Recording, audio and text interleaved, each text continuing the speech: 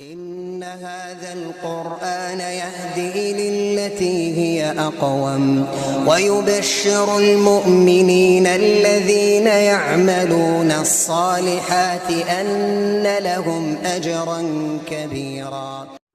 Sourate al-Baqarah nous parle également de certaines histoires, comme celle de Ta'alut wa Jalut. Et dans ça, on voit deux groupes parmi les enfants d'Israël. Un groupe qui avait une responsabilité de vivre selon les principes de l'islam, la voie d'Allah Azza wa Jal sur terre. Ce premier groupe, il a totalement échoué. Ils ont eu peur d'affronter l'ennemi. Même certains d'entre eux ont fui au moment du combat. Tawallu yawm az-zahf. Ils n'ont pas obéi à leur prophète et surtout, ils jugeaient tout ce qu'ils voyaient seulement par le matériel, le nombre, la force visible, sans revenir vers la foi, la confiance en Allah, le fait qu'Allah va les secourir. Quant au second groupe, eux, ils ont réussi. Pourquoi? Parce qu'ils ont été courageux, ils ont été sincères, obéissants, et leur certitude, elle était forte. Et ils ont placé leur confiance en Allah Azza wa Jal. Dans ces récits, on comprend que le combat sert à protéger l'islam, également à faire en sorte que la voie droite continue à exister, que les valeurs de la foi continuent. Mais également, on voit que ceux qui sont dominés par la peur, ils ne peuvent rien faire pour l'islam. Ils ne peuvent pas porter de grandes responsabilités. L'islam, c'est une grande responsabilité. Et celui qui la préserve, c'est celui qui se confie à Allah, celui qui revient à Allah, qui place sa confiance en lui. Puis, Allah Azza wa Jal, dans cette même surah, il nous parle des règles économiques et financières, de manière détaillée. Et il nous montre certaines obligations. Et Allah Azza wa Jal met l'accent sur le fait de s'écarter du riba, de l'usure, qui fait partie des 7 péchés capitaux. À travers ces versets, on comprend que faire riba, c'est très très grave. Et qu'au contraire, la générosité est une caractéristique du croyant, du pieux. Et si on se posait la question, quel est le lien entre le djihad fi sabilillah, le combat dans le sentier d'Allah, et le fait de faire des aumônes et de ne pas pratiquer le riba? Les savants nous expliquent que dans les deux, il y a un sacrifice. Le principe du sacrifice. Dans l'aumône, il y a le sacrifice de sa richesse, celle que tu as construite à la sueur de ton front. Et dans le djihad, il y a le sacrifice de ton corps. Tu peux te blesser, tu peux mourir. C'est un sacrifice donc physique.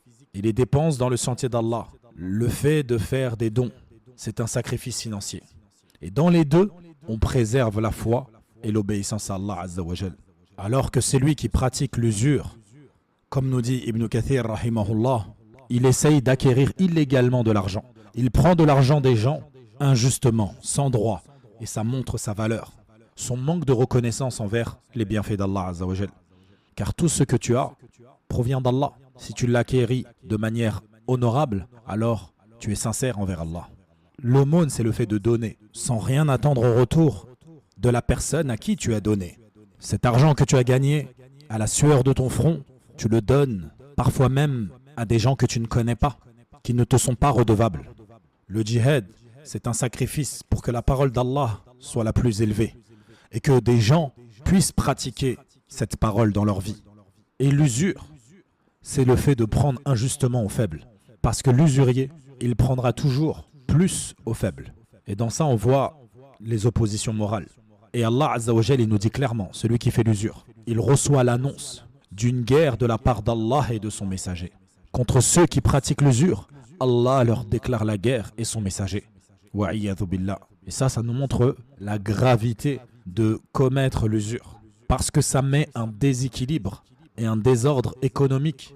Concernant le sujet de l'aumône, Allah Azza wa Jal, il nous dit dans différents versets qui précèdent justement la mise en garde contre l'usure. Allah nous encourage à être généreux dans l'aumône lorsqu'il dit وأنفقوا في سبيل الله ولا تلقوا بأيديكم إلى التهلكة وأحسنوا إن الله يحب المحسنين يسألونك ماذا ينفقون قل ما أنفقتم من خير فللوالدين والأقربين واليتامى والمساكين وابن السبيل وما تفعلوا من خير فإن الله به عليم من ذا الذي يقرض الله قرضا حسنا فيضاعفه له أضعافا كثيرة والله يقبض ويبسط وإليه ترجعون الذين آمنوا أنفقوا مما رزقناكم من قبل أن يأتي يوم لا بيع فيه ولا خلة ولا شفاعة والكافرون هم الظالمون مثل الذين ينفقون أموالهم في سبيل الله كمثل حبة أنبتت 7 سنابل في كل سنبلة 100 حبة والله يضاعف لمن يشاء والله واسع عليم الذين ينفقون أموالهم في سبيل الله ثم لا يتبعون ما أنفقوا منا ولا أذى